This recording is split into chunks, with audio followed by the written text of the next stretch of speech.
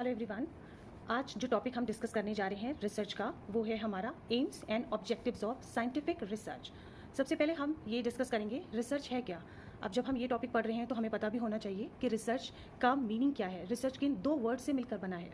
Research मिलकर बना है re plus search. Re means again and again and search means to find out something, यानी बार बार किसी चीज़ की खोज करना, उसके सच तक पहुंचना, उसका ट्रुथ फाइंड आउट करना। रिसर्च में हम नोन टू अननोन की तरफ जाते हैं। मीन्स जो भी हिडन ट्रुथ है, जो भी हम फाइंड आउट करना चाहते हैं, उसके बारे में पता लगाना, उस पर अपनी नॉलेज को यूज़ करना। So here we will discuss aims and objectives of scientific research. Then question arises, what is AIIMS?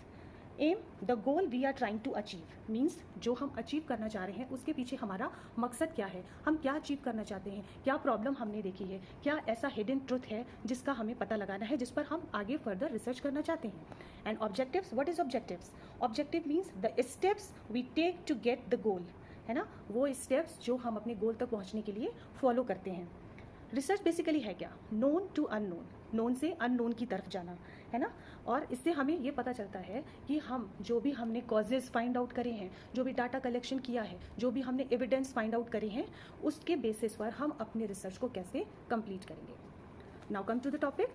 Scientific study is the activities of recognizing that personal and cultural beliefs influence both our perceptions and our interpretations of natural phenomena.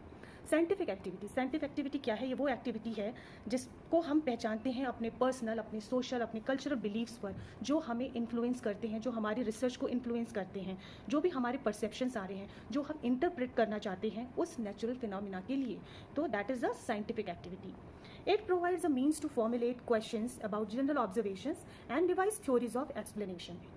जब हम research करते हैं तो obviously हमारे मन में सबसे पहले क्वेश्चंस अराइज होते हैं। हम उस कॉज के बारे में पता लगाते हैं कि प्रॉब्लम क्या है, रूट कॉज क्या है जिस पर हम रिसर्च करना चाहते हैं। फिर हम उसको ऑब्जर्व करते हैं, देन एक हाइपोथेसिस क्रिएट करते हैं, टेंटेटिव हाइपोथेसिस, देन उसके बेसिस पर हम एक्सप्लेन करते हैं, तब कहीं जाकर हम जो है अपने फाइनल कंक्लूजन पर पहुंचते हैं।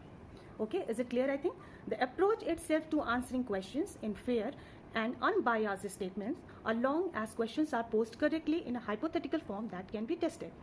जो भी हमने एविडेंस, जो भी डाटा कलेक्ट करे हैं, उस अप्रोच तक पहुंचने के लिए उस पर जो क्वेश्चंस हमने रखे हैं वो हमारे फेयर और अनबायस्ड होने चाहिए, as long as questions are post correctly, ताकि उस पर जब भी कोई क्वेश्चन करे, कोई अपनी बातें हमें पूछे, हमसे क्लियर करे, तो उस हाइपोथेसिस को इजीली टेस्ट किया जा सके, फर्दर हम उसको फॉर्मुलेट करके कंक्लूजन तक पहुंच सकें. Now come to the aims of research. Aims of research as we know, जैसा मैंने बताया कि the goal we are trying to achieve something. तो हमारे कौन कौन से एम्स हो सकते हैं रिसर्च करने के, क्या उसके पीछे, वाई इट इज़ हैपनिंग, क्यों हम रिसर्च करना चाहते हैं, क्या हमारा बेसिक है उसके पीछे. Number 1, to gain familiarity with a phenomenon और to achieve new insights into it. या तो उस फिनोमिना के जो भी हम जिस पर डिस्कस करना चाहते हैं या रिसर्च करना चाहते हैं उससे फेमिलियर हैं, या कुछ इंसाइट्स हमें ऐसी हैं जो हमें अचीव करने के लिए प्रेरित कर रही हैं आगे बढ़ने के लिए कि नहीं, हमें इस टॉपिक पर रिसर्च करनी है, to find out something on the basis of our knowledge. Number 2, to portray accurately the characteristics of a particular individual situation और अ ग्रुप. या फिर जब हम रिसर्च कर रहे हैं तो वो या तो किसी इंडिविजुअल सिचुएशन पर कर रहे हैं या किसी पर्टिकुलर ग्रुप पे कर रहे हैं, तो उस पर्टिकुलर ग्रुप या उस इंडिविजुअल सिचुएशन की कैरेक्टरिस्टिक्स को जानना हमारे लिए, एक्यूरेट उसके बारे में पता लगाना बहुत ज़रूरी है. इसलिए ये भी हमारा एम्स ऑफ रिसर्च हो सकता है.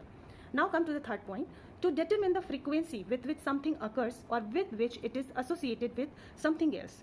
जिस चीज़ पर हम रिसर्च कर रहे हैं हमें ये जानना ज़रूरी है हमारे लिए कि उसकी फ्रीक्वेंसी क्या है, वो किस किस चीज़ों से एसोसिएटेड है. तो ये मेन एम्स हमारे हो सकते हैं.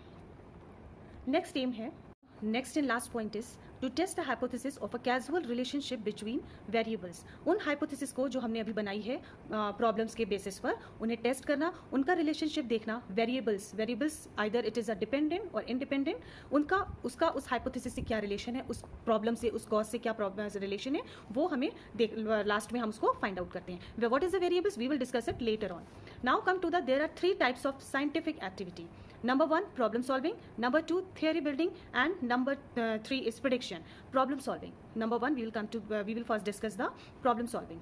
As its name suggests, it refers to the ability to use knowledge, facts and data to effectively solve problems. Problem solving में सबसे पहले हम क्या देखते हैं, ये वो एबिलिटी है जिसमें हम प्रॉब्लम को देखा, उसके बेसिस पर हमने अपनी नॉलेज यूज़ करी, whatever we something is in our mind, कि हम उसके बेसिस पर क्या रिसर्च कर सकते हैं, क्या हाइपोथेसिस क्रिएट कर सकते हैं, उसके बेसिस पर हमें अपने नॉलेज को यूज़ करना, जो भी फैक्ट्स है उससे रिलेटेड उसे फाइंड आउट करना, डाटा एंड एविडेंसेस को कलेक्ट करना इफेक्टिवली, जो उस प्रॉब्लम को इफेक्ट करें और उसका रियल कॉज निकालने में, खोजने में, फाइंड आउट करने में उसको हेल्प कर सकें. This doesn't mean you need to have an immediate answer. It means you have to be able to think on your feet, assess problems and find solutions. Problem को आपने देखा, किसी object को देखा, किसी इवेंट को देखा, इट डजंट मीन कि आपको उससे रिलेटेड आपके पास कम नॉलेज है या आपने कम एविडेंस कलेक्ट किए, इमीडिएट आपने आंसर दे दिया. अगर आप ऐसा करोगे तो आपकी हाइपोथेसिस जो है वो वहीं पर फेल हो जाएगी, जिससे आप फाइनली कंक्लूजन तक नहीं पहुंच पाओगे और आपकी रिसर्च जो है वो वैलिड नहीं होगी. तो उसके लिए हमें सबसे पहले अपनी बेसिस पर जो भी हमारी नॉलेज है, जो हमें आइडियाज़ हैं, जो हमने देखा है, उसके बेसिस पर हमें उसको सोचना होगा, समझना होगा, अपने फैक्ट्स यूज़ करने होंगे, उस प्रॉब्लम को असेस करना होगा और उससे रिलेटेड सोल्यूशंस फाइंड आउट करने होंगे. Now come to the steps involving problem solving. Number 1, confronting the problems. As we discussed earlier, कि सबसे पहले हम obviously कोई प्रॉब्लम देखते हैं, उसको समझते हैं कि क्यों ये प्रॉब्लम है, उसका रूट कॉज, उसका रीजन क्या है. Number 2, collection of evidence. Now उससे रिलेटेड हम डाटा, फैक्ट्स और एविडेंस कलेक्ट करना शुरू करते हैं कि उस प्रॉब्लम से रिलेटेड ये चीज़ें क्या हैं. Number 3, formulating solutions of hypothesis. फिर उसके बेसिस पर हम कुछ सॉल्यूशंस जो हम बनाते हैं कि इसको कैसे ठीक किया जा सकता है, क्या रीज़न है इसका, एक हाइपोथेसिस, टेंटेटिव हाइपोथेसिस जो हम क्रिएट करते हैं, फॉर्मुलेट करते हैं, उसके लिए क्या पॉसिबल सॉल्यूशंस हैं वो हमें खोजने होते हैं. Fourth point is evaluating the sustainability of solutions. अब जो हमने सॉल्यूशंस खोजे हैं, जो हमें उस हमारे एम्स और ऑब्जेक्टिव्स को, जो इस रिसर्च को फाइंड आउट करने में हेल्प करेंगे, उनका हम इवैल्यूएशन करेंगे कि वो कहीं फर्दर किसी स्टेप्स में मिस्टेक तो नहीं रहेगी जो हमारे आगे चलकर हम कंक्लूजन में ना पहुंचे और रिसर्च हमारी जो है वो फेल हो जाए. Number 5, testing the possible solutions. अब जो भी पॉसिबल सॉल्यूशंस हमने फाइंड आउट करे हैं, उनमें से जो पॉसिबल सॉल्यूशंस हैं उनका हम टेस्ट करेंगे एक एक्यूरेट मेजरमेंट के थ्रू. मान लीजिए हमने 10 सॉल्यूशंस निकाले हैं, 10 में से सिर्फ 5 जो है उस हाइपोथेसिस के लिए वैलिड है, एक्यूरेट है, तो अब उन 5 सॉल्यूशंस को हम टेस्ट करेंगे कि जो हमारे रिसर्च में आगे चल के हेल्प करने वाले हैं. Number 6 and last, arriving at conclusions. Now जो भी अगर हमारे सॉल्यूशंस ठीक हैं, जो पॉसिबल सॉल्यूशन वो टेस्ट को बिल्कुल वेरीफाई करते हैं, वैलिड हैं, तो हम कंक्लूजन्स पर पहुंचेंगे और नेक्स्ट स्टेप की तरफ जो हम रिसर्च कर रहे हैं उसकी तरफ हम फॉरवर्ड करेंगे. Now come to the second step, theory building. Theory building, the process of building a statement of concepts and their interrelationships that shows how or why a phenomenon occurs. Theory building क्या है? Theory building it is a building of statement, एक concepts जो problem के basis पर हमने collect करा है, जो हमने अपने आइडियाज़, जो फैक्ट्स हम यूज़ कर रहे हैं, उनका क्या रिलेशनशिप है उस फिनोमिनन से, उस प्रॉब्लम से या उस ऑब्जेक्ट्स और इवेंट से जिस पर हम रिसर्च करना चाहते हैं. Now come to the what is theory. A theory is a well-sustained explanation of some aspect of natural world based on a body of facts that have been repeatedly confirmed through observation and experiment. Theory वो explanation है जो हम किसी problem को देखने के बाद, किसी ऑब्जेक्ट को देखने के बाद, उससे रिलेटेड डाटा, फैक्ट्स कलेक्ट करने के बाद हम जो है प्रपोज करते हैं, उसका कनेक्शन नेचुरल वर्ल्ड से एसोसिएट करते हैं डिफरेंट फैक्ट्स के through, and that have been repeatedly confirm, और उसको बार बार उसको कन्फर्म किया जाता है, फाइंड आउट किया जाता है through different observation and various experiments, तब कहीं जाकर वो थ्योरी प्रपोज करते हैं. Now come to the steps of theory building. As we discussed earlier, same points are here.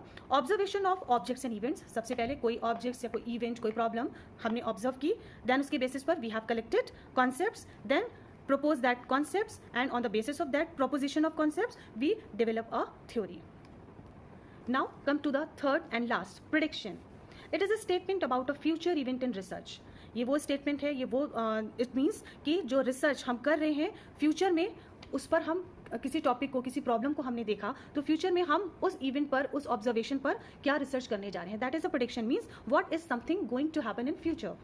Predictions are usually stated as hypothesis. Research के field में हम predictions को हाइपोथेसिस का नाम देते हैं. जो भी हम देखते हैं उसके बेसिस पर जो हमारे आइडियाज़ जो हम डेवलप करना चाहते हैं, जो फाइंड आउट करना चाहते हैं, that is called a hypothesis. Means clear statements which can be subjected to scientific verification. वो एक क्लियर स्टेटमेंट्स, वो क्लियर आइडियाज़, वो फैक्ट्स जो हम अपने रिसर्च को साइंटिफिकली वेरीफाई करने के लिए यूज़ करते हैं, सब्जेक्टेड करते हैं, दैट इज अ प्रेडिक्शन और hypothesis in the field of research. So I think I hope it is clear to you all. Thank you.